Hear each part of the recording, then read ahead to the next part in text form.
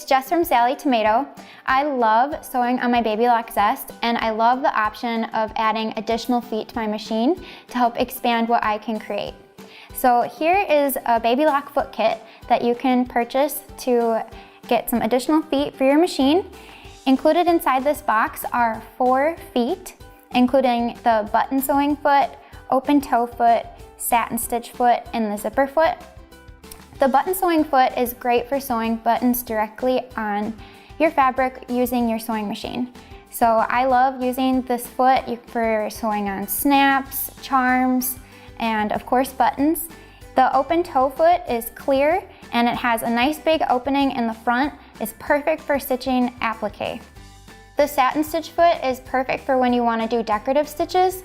Your fabric and thread will guide right underneath the foot. The zipper foot has many uses. You can use it for attaching zippers, and I love using it for making and attaching piping. To pick up a kit of your own, visit your local Baby Lock retailer to get the most out of your zest.